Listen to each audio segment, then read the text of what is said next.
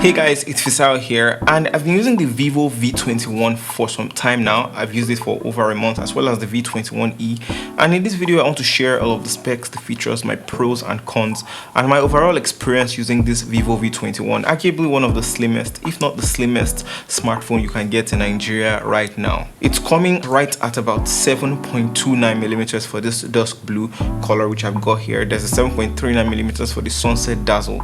I remember showing people off the color of this V21e and it was all gasps. It's actually unique, and in this video I talk about my experience with the V21 after my extensive usage. If you're new to the channel, welcome, and if you're returning, welcome back. I'd love it if you could tap that like button so more people can see the analysis that we're sharing here. And without further ado, let's get to the video.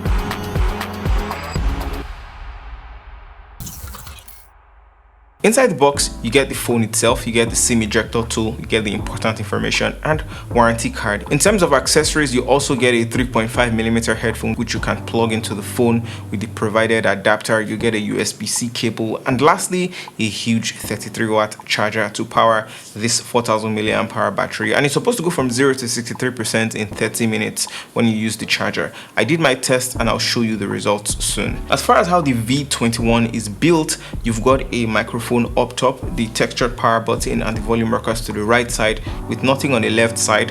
At the bottom is where we see that there is no headphone jack. We do have a SIM slot here that has an orange rubber ring that would help in case of water damage. It's got a dual SIM slot, one on the top and one on the bottom, and this is the kind that clips your SIM card. It's good and is there in place. Unfortunately, there's no expandable storage on here. However, there's a trick up their sleeve, at least for temporary storage, which is the RAM. I'll get to it in a bit. You get a glass display, matte glass back, which is supposed to be scratch resistant, anti-slip, and it can be easily smeared or have fingerprints on it. It does feel nice, you know, on the hand. And then we have the polycarbonate or plastic frame to the side. Now, speaking of the side of the phone, it's really slim and it does feel sturdy in the hand, and it's a pleasure, you know, to look at. Color options here are of course the dusk blue, which I'm using here, and the sunset dazzle. There's the V21e, which comes in this awesome checkered pattern color, and it's a head turner. I love the fact that we get a smooth AMOLED display at 90Hz. The V21 and V21e have HDR10 Plus and HDR10 displays respectively. Both have more than 430 nits of brightness, with the V21 having 500 nits of brightness. Speaking to more of the technicalities in the display, it's a 6.44-inch display. You've got a 1080p by 2400 pixel display with an aspect ratio of 20:9. Basically, it's how tall and how wide it is, you know, for the display. It's got over 409 pixels per inch, higher than many mid-rangers. I watched videos on here, they were sharp, and of course you can stream 4K content on YouTube on this guy, and I had no problem with that whatsoever.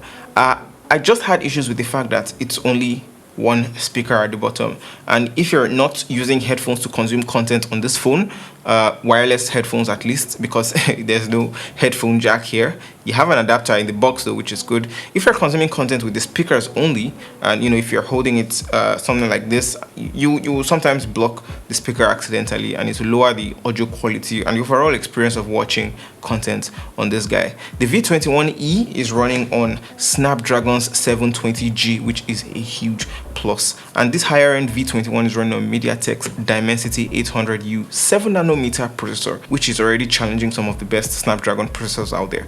The V21's processor is clocked at 2.4 GHz. It's an octa-core processor, you know, and as if 8 gigs of RAM wasn't already enough for the V21, you have an additional 3 gigs of extended RAM taking right from the phone's storage directly to further boost the phone's performance. This is the trick up Vivo's sleeve. It's cool that they could pull something like this off. I didn't notice any significant performance difference, but it's nice to know that in case I go overboard, I'm covered with 11 whole gigs of RAM on this guy, although a portion is taken by system software.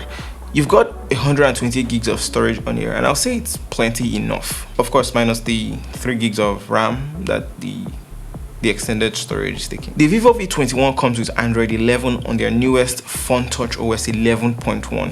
One thing with regards to the Vivo V21 is that the interface is really smooth. You can hop in from one app to another and it just feels seamless. I like how the animations are, I like how windows open and close with the round mask. Overall, you know, usability when typing as well is cool. I thought the haptics was significantly better. Scrolling on here was smooth and images rendered really cool on here with the AMOLED display. Phone call quality when I use my loudspeaker didn't sound well sometimes, especially compared to the earpiece up top, but overall call quality was fairly decent throughout my usage, except this one anomaly of the loudspeaker being iffy. Gaming quality and resolution was very good on here. Gameplay throughout my usage was smooth and delightful, except for that single speaker issue that you keep blocking. On this Vivo V21, you can max out the graphics quality and you can max out the frame rate as well on Call of Duty, but it's only 2 levels of graphics quality and 3 levels of the frame rate, compared to many other displays which have high 5-level frame rates and 4-level graphics. So this is 2 levels lower for the frame rate and 2 levels lower for the graphics, which means you're actually missing out on something substantial when it comes to gaming quality on here. You've got game mode as well. When you swipe from the right side of the phone in the left area, here's where you can either mute all incoming notifications to focus on your gaming.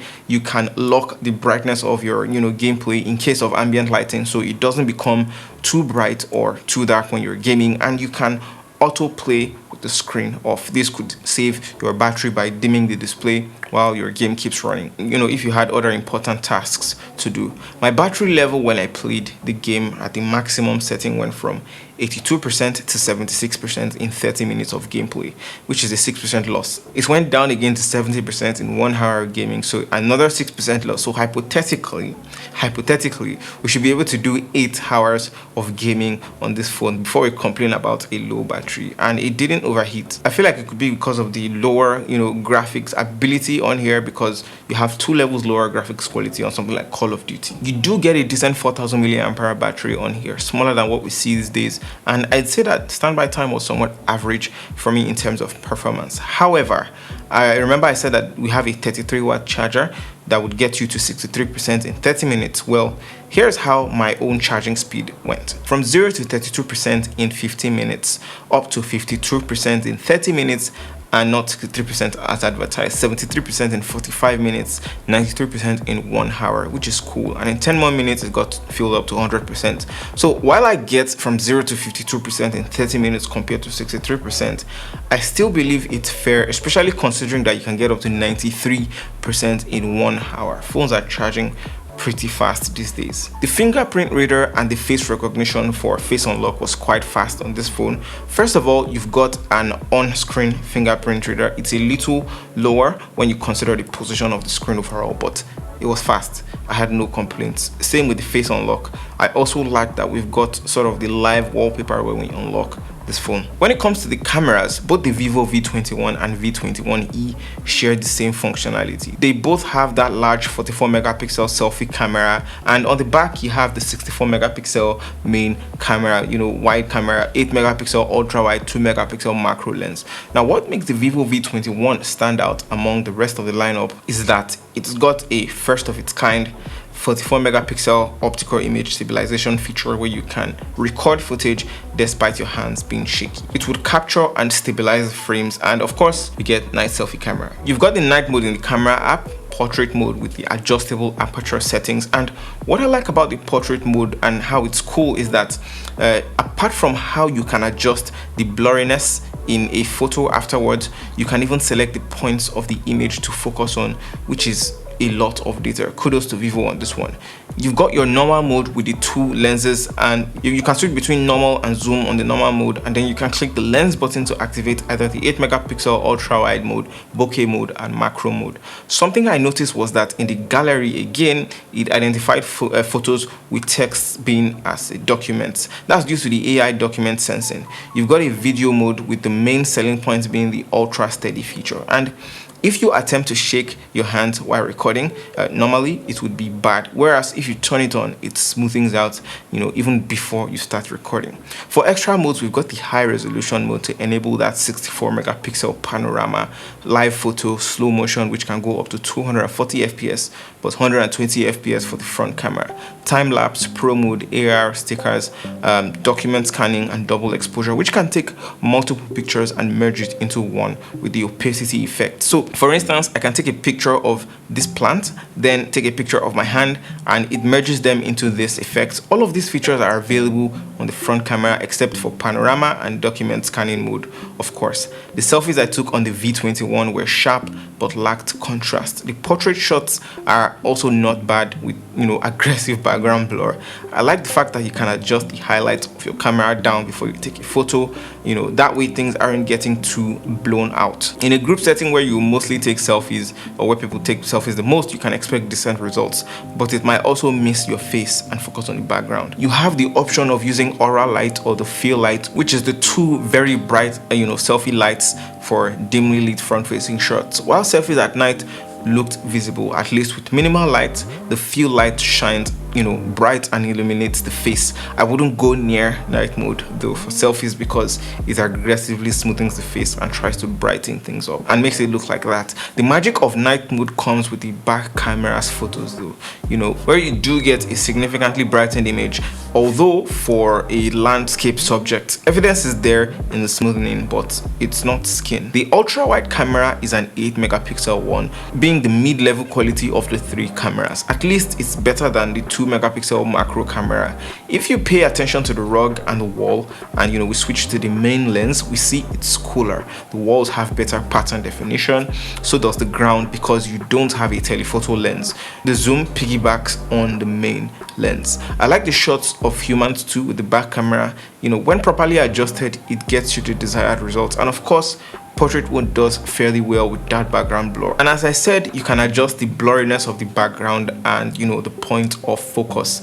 I wanted to see how the macro mode performed, so I took a wide image, then walked about 3 steps forward and took a very close-up shot with the macro settings. Needless to say, you get to capture effects closer, but it's 2 megapixels and that's a bit low in 2021. Anyway, here's a photo of a small chop split that I took. Let me know what you guys think in the comment section below. Comment small chops if you've gotten this far into the video. At first, I captured the video in ultra wide angle and it had micro shakes, and the main lens with the shaky hands did stay stable because of the ultra steady feature. But the feature only shoots in 1080p, while 4K was sharp and even significantly more colorful than 1080p shots. I did notice some shakes when I moved. You will also notice the same thing when zoomed. Ultra steady also works on the front camera too, and it's fair.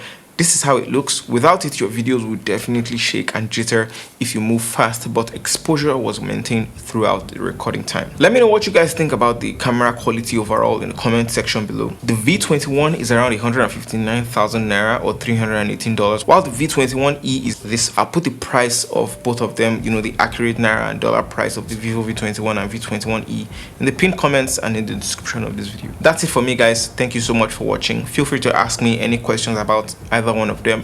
I look forward to seeing you guys in the very next one.